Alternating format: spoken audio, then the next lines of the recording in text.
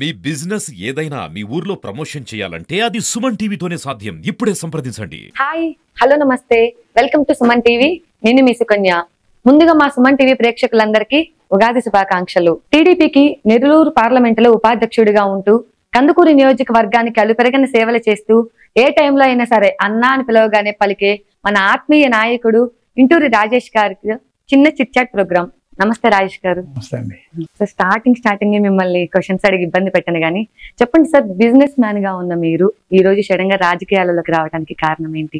2019 elections Nara Chandrababu Naidu గారు 2014లో మన రాష్ట్రం విడిపోయిన తర్వాత అప్పుడున్నటువంటి పరిస్థితుల దృష్ట్యా బాబు గారు అయితే ఈ రాష్ట్రంలో ఉన్న భవిష్యత్తు యువత కానీ ప్రతి ఒక్కరూ కూడా బాగుంటుందనే ఉద్దేశంతో ఆ రోజు బాబు గారిని సీఎంగా ప్రజలందరూ ఎన్నుకున్నారు.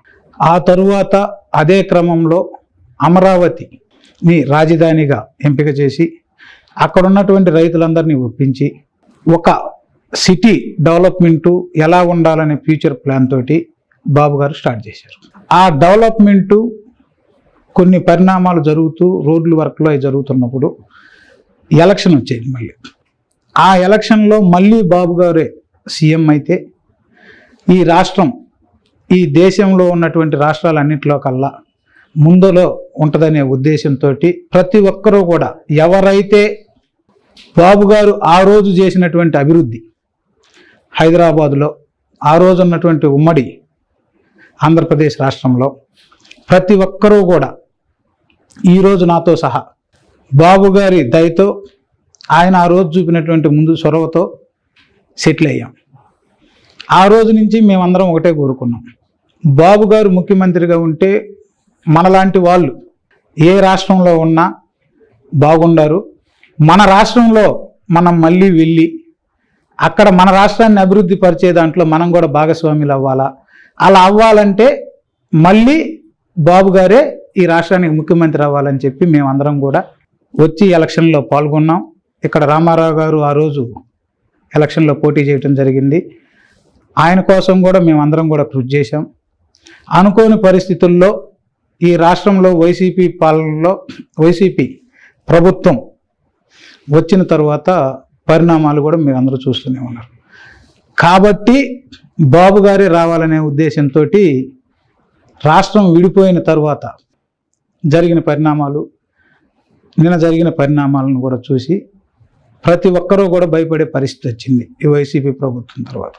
అందుకని మేమందరం కూడా ఆలోచించి మళ్ళీ మన పార్టీని అధికారంలోకి తీసుకొని రావాలంటే మన యువత ముందలకు వచ్చి బాబు గారికి అండగా ఉండాలనే ఉద్దేశంతో మేము ఈ రాజకీయాల్లోకి వచ్చాం.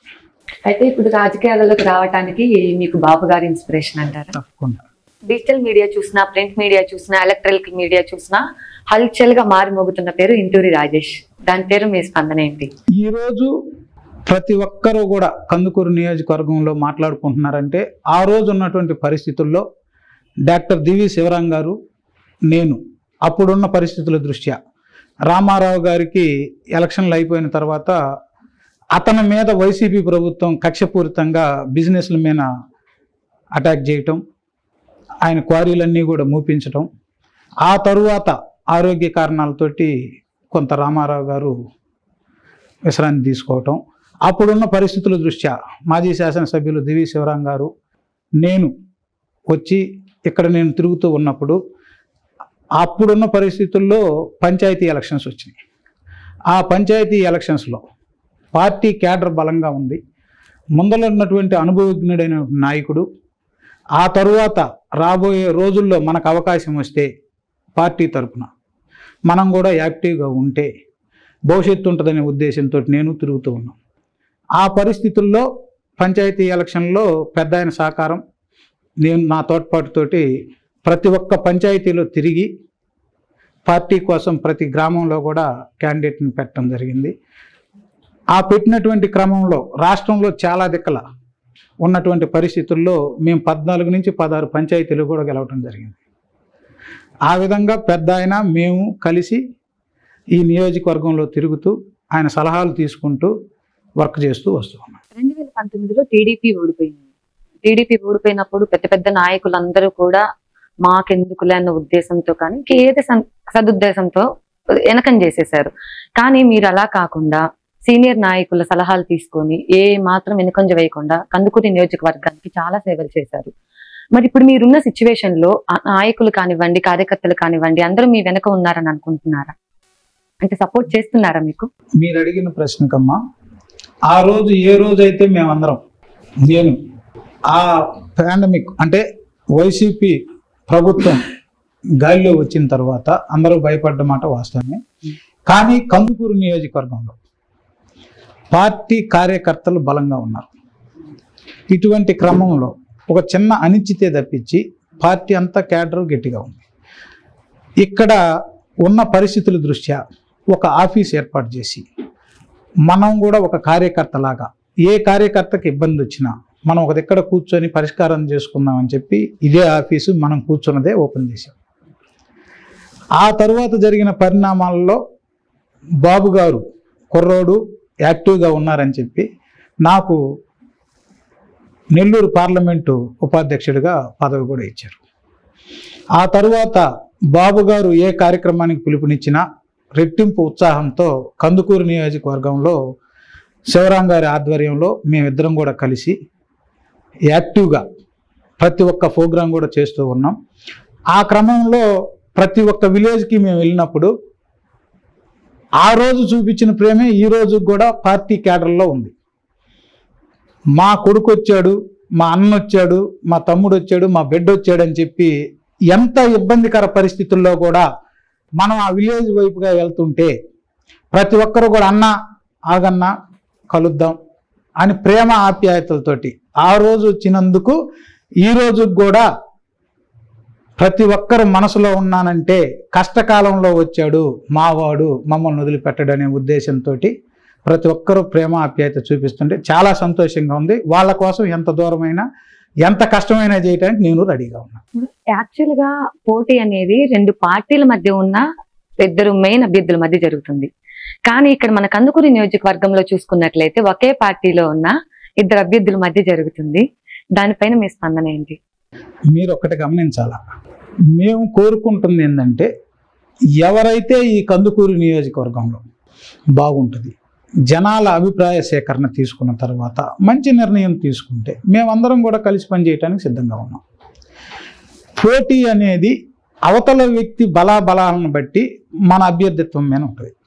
నేను అడుగుతుంది ఏంటంటే సార్ మీరు తీసుకున్న నిర్ణయం మంచిదే అయినా ఒకసారి పునః పరిశీలించండి, మాకు కూడా ఒక అవకాశం ఇవ్వండి. మీరు తీసుకున్నటువంటి IVRS సర్వేలో మా పేరు కూడా ఇంక్లూడ్ చేయండి. అప్పుడు మీరు ఏ నిర్ణయం తీసుకున్నా మీకు కట్టుబడి మేము పనిచేస్తాం అనేది ఒక ఉద్దేశం తప్పించి మా పార్టీ మీదనే మేము ఇచ్చేద్దామనే ఉద్దేశం లేదు. అది కూడా మా అభ్యర్థన మా అధిష్టానానికి మా బాబు గారికి మేము చెప్పుకోవాలి కాబట్టి మా అభ్యర్థన వినిపిస్తున్నాం. అంతేగాని పార్టీ నిర్ణయాన్ని మేము వ్యతిరేకించాలి. ప్రతి రోజు కూడా మేము కానీ ఇక్కడ ఉన్నటువంటి సీనియర్ నాయకులు కానీ ప్రతి ఒక్కరూ కూడా ఈరోజు ఉన్న పరిస్థితుల దృష్ట్యా ఎవరైతే బాగుంటుందో చూడండి అనేదే మేము అప్పీల్ చేస్తున్నాం మా అధిష్టానానికి, ఇంకా బాబు గారే కాబట్టి. IVRS సర్వేలో మీ పేరు రాకుండా ఉండడానికి ఎవరైనా కుట్ర చేశారనుకుంటున్నారా, లేదా పార్టీ అధిష్టానాన్ని నేను గౌరవిస్తున్నాను అని అంటారు? నేను ఒకటేనమ్మా, అధిష్టానం తీసుకునే నిర్ణయం ఎవరికీ తెలియదు. మనకు తెలియని విషయాన్ని మనం ఒకరి మీద అపవాదైతే వేసే వ్యక్తిని అయితే నేను కాదు. అది ఏం జరిగిందనేది అధిష్టానం పునఃపరిశీలించాలంటున్నా. మా అభ్యర్థనే తీసుకున్న నిర్ణయానికి వ్యతిరేకించలేదని నేను చెప్పాను కదా. ఎందుకంటే ఇక్కడ ఉన్నటువంటి ప్రతి ఒక్కరూ కూడా అన్న మనం ఏదన్నా పొరపాటు చేసి ఉంటే సరి చేసుకుందాం, ఎందుకు మనము కనీసం సర్వేలో కూడా రాలేకపోయింది మన పేరు, లేదు నిజంగా మనకేదన్నా బ్యాడ్ ఉందా, జనాలలో మనం ఉన్నాం కదా ఎందుకని అనే ప్రశ్న కోసమే నేను బాబు గారిని అడుగుతున్నా. సార్ నేను సమాధానం చెప్పాల్సిన బాధ్యత ఉంది. ఈ 4.5 సంవత్సరం నుంచి నేను మన కుటుంబ సభ్యులందరితోటి తిరుగుతూ ఉన్నాను కాబట్టి నాకు అక్కడికి వెళ్ళినప్పుడు మీకోసం పనిచేయాలనే కోరిక ఉంది. నన్ను అడుగుతున్న మన పార్టీ వాళ్ళకే నేను సమాధానం చెప్పాలి కాబట్టి నా రిక్వెస్ట్ అనేదే నా ఉద్దేశం.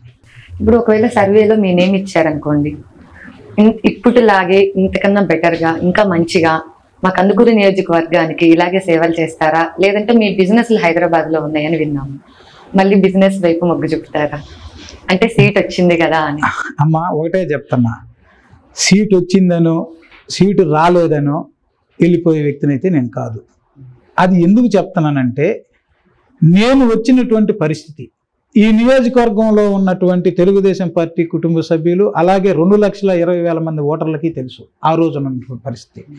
రాజేష్ అనే వ్యక్తి భయపడే వ్యక్తి కాదు, ప్రేమతోటైతే ఎంత దూరమైనా ముందరకు వెళ్తాడు, కానీ వదిలేసి వెళ్ళే వ్యక్తి కాదనేది ప్రతి ఒక్కరికి తెలుసు. బిజినెస్ అంటారా, బిజినెస్కి మా బ్రదర్ని ఆల్రెడీ జాబ్ చేసి ఉంటే అతను రిజైన్ చేపించి హైదరాబాద్లో బిజినెస్ అంతా అతను చూసుకుంటున్నాడు. నాకు బిజినెస్కి దీన్ని ఎటువంటి ఇబ్బంది అయితే లేదు. రెండు కళ్ళులాగా చూసుకోవాల్సిన బాధ్యత నా మీద కూడా ఉంది. అలాగే మనం నమ్మినటువంటి వ్యక్తుల్ని వదిలిపెట్టి వెళ్ళైతే ప్రసక్తి అయితే లేదు. రేపు మీకు మీ ఈ నియోజకవర్గంలో చేసిన సేవలకి గుర్తించి ఒకవేళ మీకు ఎమ్మెల్యే సీటు కనుక ఇస్తే మీరు కందుకూరు నియోజకవర్గానికి చేసే సేవలు ఎలాంటివి అనుకుంటున్నారు? మనం సీట్ వచ్చినా ఏమి జరిగినా ఈ నియోజకవర్గంలో దాదాపుగా మన పార్టీ స్థాపించినప్పటి నుంచి కూడా చాలామంది వర్క్ చేస్తూ వచ్చారు. దాంట్లో మరీ ముఖ్యంగా నాకు తెలిసిన వాళ్ళలో దివి శివరాం గారు, రామారావు గారు మన పార్టీ తరపు నుంచి, అలాగే కాంగ్రెస్ పార్టీ తరపు నుంచి ఎమ్మెల్యే గారు మైదరెడ్డి గారు, ప్రతి ఒక్కరూ కూడా వాళ్ళ హయాంలో ఇక్కడ ఉన్నటువంటి పరిస్థితుల దృష్ట్యా మా శివరాం గారి టైంలో 100 పడకల హాస్పిటల్ తీసుకొచ్చారు. రామారావు గారి టైంలో మనకి పోర్టు తీసుకొచ్చారు. ఆ తర్వాత మైదరెడ్డి గారు వాటర్ తీసుకొచ్చారు. ఎవరు తగ్గట్టుగా వాళ్ళు ఈ కాన్స్టిట్యున్సీని బాగా అభివృద్ధి చేశారు. వాళ్ళ ముగ్గురి సలహాలు తీసుకొని ఈ నియోజకవర్గంలో ఏదైతే అవసరం ఉందో, రాళ్ళపాడు ప్రాజెక్టు కాలువ కానీ ఏదైతే అవసరం ఉందో, మెయిన్గా మన ప్రజలందరికీ ఏ అవసరం ఉన్నా ప్రభుత్వం దగ్గరికి వెళ్ళి, మా అధినాయకుడి దగ్గరికి వెళ్ళి వాళ్ళ సలహాలతోటి ఎలా అభివృద్ధి చేస్తాం అనేది ఒక ప్రణాళిక తీసుకొని ఎటువంటి అపవాదులకి తావివ్వకుండా అందరి సలహాలతోటి పనిచేసి మంచి పేరు తెచ్చుకోవాలనేది నా ఉద్దేశం. ఇప్పుడు ఐవీఆర్ఎస్ సర్వేలో మీ నేమ్ రాలేదు కదా, ఒకవేళ పార్టీ నిర్ణయం చివరాఖరికి కూడా ఇదే అంటే అప్పుడు దానిపైన మీ అభిప్రాయం ఏంటి? నేను ఈరోజు నా పేరు వచ్చినా రాకపోయినా నేను మొన్న మా ఆత్మీయ సమావేశంలో ఒకటి చెప్పాను. మేము ఎటువంటి పరిస్థితుల్లో ఎందుకు ఎట్లా జరిగిందనేది ఆ రోజు కొంతమంది ఇక్కడికి రావటం జరిగింది. రాలేకపోయినటువంటి వాళ్ళు, ఇళ్ళ దగ్గర ఉన్నటువంటి వాళ్ళు, మన వాళ్ళు చాలామంది ఉన్నారు. ప్రతి ఒక్క విలేజ్కి వెళ్ళి ఇప్పుడున్న పరిస్థితుల దృష్ట్యా నేను ఆ రోజు వచ్చినాను, మీరందరూ కూడా మంచి సలహాలు ఇవ్వండి, మీ నిర్ణయం ఏదైతే దానికి కట్టుబడి పనిచేస్తానని చెప్పి ప్రతి ఒక్కరిని అడుగుతూ ఉన్నా. తదుపరిలో ఏ నిర్ణయం అయితే మా కుటుంబ సభ్యులు, పార్టీ వాళ్ళు అందరూ చెప్తారో దానికి కట్టుబడి పనిచేస్తాం. యాక్చువల్గా ఒక పార్టీ ఒక నిర్ణయం తీసుకున్న తర్వాత దానికి మనం నచ్చినా నచ్చకపోయినా గౌరవించి కట్టుబడి ఉండాలి. ఇప్పుడు ప్రజలలో ఉన్న టాక్ ఏంటి అని అంటే, ఇంటూరి రాజేష్ పార్టీకి వ్యతిరేకంగా స్వతంత్రంగా ప్రత్యేక సమావేశాలు ఏర్పాటు చేస్తున్నాడు, గ్రామాలకి ప్రజల దగ్గరికి వెళ్ళి ఇంటింటికి వెళ్ళి కలుస్తున్నాడు, ఇదంతా పార్టీకి వ్యతిరేకంగా చేస్తున్నారు అని అంటున్నారు. మరి దానిపైన మీరే స్పందన ఏంటి? మీరు ఒకటి గమనించాలమ్మా, ఇంటూరి రాజేష్ అనే వ్యక్తి టికెట్ అనౌన్స్ అయ్యేటప్పుడు, అనౌన్స్ అయిన తర్వాత కందుకూరు నియోజకవర్గంలో తిరగల. ఏ పదవి లేకపోయినా అప్పుడున్న పరిస్థితుల దృష్ట్యా వచ్చినటువంటి వ్యక్తి కందుకూరు నియోజకవర్గానికి. ఈరోజు ప్రతి ఒక్కరికి కూడా నేను ఆ రోజు ఒకటే చెప్పాను. పంచాయతీ ఎన్నికల్లో శివరాం గారు నేను వెళ్ళినప్పుడు, సార్ ఇప్పుడున్న పరిస్థితుల్లో మీకు ఏమీ అధికారం లేదు సార్, మనం అపోజిషన్లో ఉన్నాం, ఈ యువకుడు వచ్చాడు, ఇతను తీసుకొని వచ్చి మీరు పరిచయం చేస్తున్నారు, రేపు పొద్దున ఏదన్నా కేసులైనా లేదు మీకు ఏదన్నా పదవులు రాకపోయినా మీరు వెళ్ళిపోతే మా పరిస్థితి ఏం సార్ అని మేము వెళ్ళినప్పుడు ప్రతి ఒక్కరు కూడా అడిగారు. ఆ రోజు పెద్ద ఆయన ఒకటే చెప్పాడు, నేను అధికారం లేకపోయినా మీకు ఏ అవసరం ఉన్నా ఏ టయానైనా నా ఇంటి దగ్గరకు వచ్చినప్పుడు నాకు అవసరం ఉన్నది చూడకుండా నేను ప్రతి ఒక్కటి కూడా మీ సమస్యని ఏ టయాన్ని వచ్చినా నేను పరిష్కరించాను. అలాగే ఈరోజు ఉన్న పరిస్థితుల దృష్ట్యా మనందరం కూడా ఇబ్బందుల్లో ఉన్నాం కాబట్టి ఉత్సాహంగా మన కుర్రోడు వచ్చాడు, నేను తీసుకొచ్చాను, మీకు అన్ని విధాలుగా అండదండలుగా ఉంటాడు, ఆయన ముందర నేను నడిపిస్తానని చెప్పి ఆ రోజు పెద్ద ఆయన మేమందరం కూడా వాళ్ళకి హామీ ఇచ్చాం. ఏ రెవెన్యూలో ప్రాబ్లం ఉన్నా, పోలీస్ డిపార్ట్మెంట్లో ఏదన్నా ప్రాబ్లం ఉన్నా మీకంటే ముందర మేము ఉంటాం, పదవి వచ్చినా రాకపోయినా. మేమిద్దరం అయితే కందుకూరు నియోజకవర్గం వాళ్ళమి, ఒకే మండలం వాళ్ళమి కాబట్టి మీకు నేను ఏ విధంగా అయితే అండగా ఉన్నానో రాజేష్ అనే కుర్రోడు కూడా ఉంటాడు, మమ్మల్ని ఇద్దరిని నమ్మండి, ఇక్కడే ఉంటామనేది ఎందుకు చెప్పగలిగామంటే 2004 నుంచి 2014 దాకా మన పార్టీ అధికారంలో లేనప్పుడు కూడా పెద్ద ఆయన దగ్గరికి ఏ సమస్యకైనా వెళ్ళినా కానీ అధికారంలో లేదని ఏ ఒక్క కార్యకర్తని వదిలిపెట్టలా. ఏ డిపార్ట్మెంట్లో అవసరం ఉన్నా మా కార్యకర్తకు నష్టం జరుగుతుంది, మీరు దీన్ని ఒప్పుకోనని చెప్పి రోడ్డు ఎక్కినటువంటి వ్యక్తి శివరాం గారు. ఆయన చెప్పినటువంటి నమ్మకం నేను యువకున్నా కాబట్టి ప్రతి ఒక్కరూ కూడా ఆ రోజు మమ్మల్ని ఆశీర్వదించారు. అదే ఉద్దేశంతో మాకు పదవి వచ్చినా రాకపోయినా ఆయన నేను తిరుగుతూ ఉన్నాం.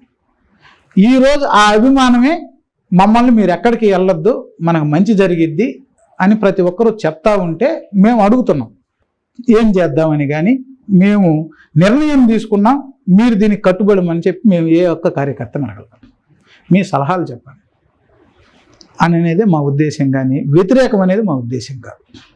మేము ఇంకోటి కూడా ఏంటంటే ఇప్పుడున్న పరిస్థితుల్లో గెలిచే అవకాశం ఉంది కాబట్టి ఏ వ్యక్తి అయితే బాగుంటుందో మీరే నిర్ణయం తీసుకోండి అని చెప్పి వాళ్ళు దానికి చెప్పే సమాధానాన్ని బట్టే మేము వెళ్తున్నాం. కానీ ఇప్పుడు అడగకుండా ఎవరిని మేమే నిర్ణయం తీసుకుంటే అది పొరపాటు.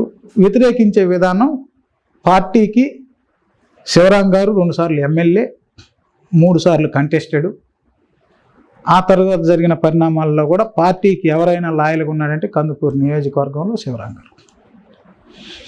మేము అటువంటి పని చేయం. ఇప్పుడు మీరు గ్రామాలకి వెళ్ళి మరి మీ గురించి నేను ఏం తప్పు చేశాను అని అడుగుతున్నాను నేను అని అంటున్నారు కదా, ప్రజల రిసీవింగ్ కానీ వాళ్ళ స్పందన కానీ ఎలా ఉంది అని మీకు సపోర్ట్ చేస్తారు, నేను మళ్ళీ నార్మల్ స్థాయిలో ఉంటాను అని చెప్పని అనుకుంటున్నారా? అసలు ప్రజల రిప్లై ఎలా ఉంది? మేము గ్రామానికి వెళ్ళటం ఒక ముఖ్య ఉద్దేశం ఏంటంటే ఆత్మీయ సమావేశం అని చెప్పి మన పార్టీ వాళ్ళందరూ కూడా అనౌన్స్ అయిన తర్వాత ఇక్కడే కార్యాలయం కూడా ఏర్పాటు చేయడం జరిగింది. ఇక్కడికి అందరూ రాలేని పరిస్థితి ఉంది కాబట్టి కంపల్సరీ మనం వెళ్ళి కలవాల్సిన బాధ్యత మన మీద ఉంది కాబట్టి ఎందుకు వెళ్తున్నామంటే దానికి కూడా మీకు ఆ రోజు పంచాయతీ ఎలక్షన్లో మేము ఏదైతే మాట చెప్పామో ఆ మాట కోసం సీట్ రాలేదు, ఈయన వెళ్ళిపోయాడు అంటారు. కాబట్టి ఇప్పుడున్న పరిస్థితి ఇది, ఏం చేద్దాం అనేది వాళ్ళని అడగటానికి వెళ్తున్నాం తప్పించి నాకు సీట్ రాలేదు మీరందరూ సపోర్ట్ చేయండి అని మేము వెళ్తాం.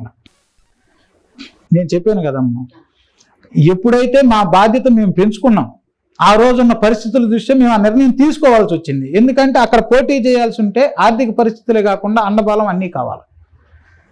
ఆ రోజు ఆ నిర్ణయం తీసుకోకపోతే ముందరకు వచ్చి పోటీ వేయటానికి ఏ ఒక్క పంచాయతీలో కూడా ఆ రోజు లేదు పరిస్థితి. మేము ఆ నిర్ణయం తీసుకున్నాం కాబట్టి ఈరోజు పార్టీ ఈ స్థితిలో ఉంది. ఆ బలం భరోసా మేము ఇచ్చాం ప్రతి ఒక్క విలేజ్లో. ఈరోజు మీరు ఏ విలేజ్ అని వీళ్ళు అడగండి, ఏందండి ఈరోజు ఈ పార్టీ ఈ స్థితిలో ఉందంటే ఏంది కారణం అని అడగండి. శివరాం గారు, రాజేష్ గారు ఆ రోజు రాబట్టేనండి ఈరోజు మేము నుంచున్నాం, పార్టీని క్యాడర్ని కాపాడాం, ప్రతి ఒక్క విలేజ్లో చెప్తారు.